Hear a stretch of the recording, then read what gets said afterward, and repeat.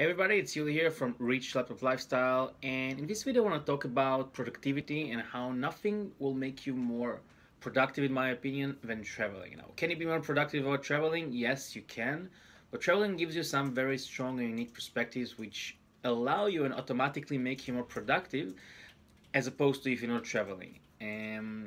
So I'll go to a basic principle of productivity that if you put a certain allocate a certain amount of time for a project, a task, it will be done in this time. So for example, you have a task, you want something you need to be do, and you put 10, 15 hours to do this. Probably it will be done in 10, 15 hours, as opposed to if you put 2 hours, it will be done. Or maybe a project which longer, and as opposed to instead of 2 months you put it 1 week to get done. Somehow our brains find a way to get it done within a week, within 2 hours, as much time as you allocate it.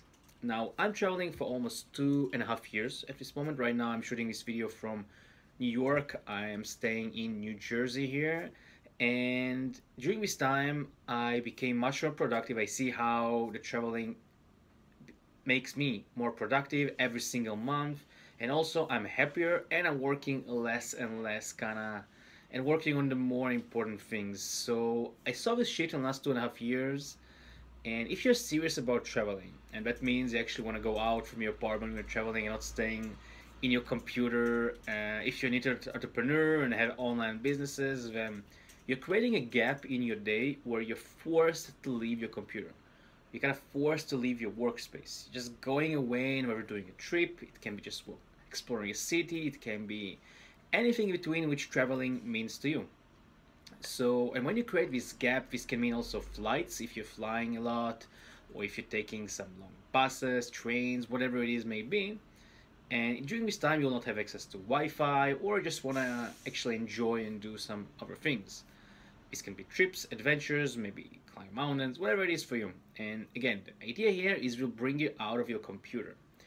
Now, this gap at some days can give you only 2 hours to work. Sometimes I have such days. If I have a crazy travel day, maybe I'll have only in the morning to do some work, 2 hours, and literally 0 hours later. Maybe it will mean even 1 hour some days.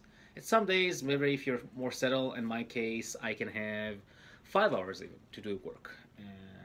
Block time, and the rest of the time is reserved for something else. Now, many entrepreneurs and online marketers today, especially, can be easily distracted in Facebook, social media, including myself, and I can fall in a trap as well if I stay a long time in a place. I notice it happens to me, and that's why traveling shakes me up completely every single time and keeps me on my top productivity level. And many people work 8 to 16 hours a day, and there's nothing bad sometimes doing this and hassling.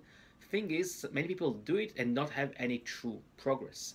And the core reason, you're working on the wrong things. You can work 8 hours on one thing and 8 hours on another thing. Not every action is equal, and you will produce different results depending on what you work on and how productive you are. And someone who works 1 2 hours, who is more skilled, more productive, knows what he's working, can potentially produce much more results than the person who's working 8 to 6 hours.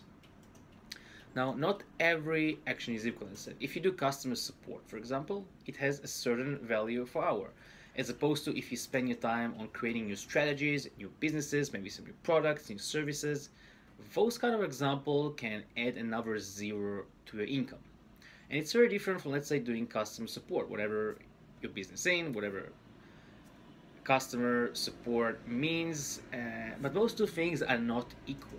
And if you spend your time on creating something new, creating value for the world, you'll add more dollars to your income report in the end of the month.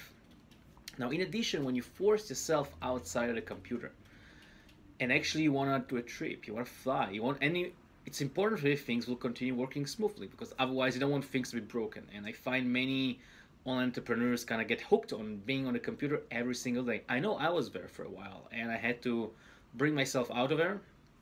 Maybe this video will help you do the same if you're in the same position. And when you do this, you automatically think more about automation and delegation. If you actually have a 2-day trip you want to make and you're not going to be on the computer, then it forces you to think, how can I automate and delegate? Meaning, which processes, which systems can I put? Who do I need to hire maybe to replace myself with some of the things. It makes you think in this direction. When you automate lots of things in your business, you delegate, you actually bring yourself out of the picture, and this means things will continue running smoothly when you travel.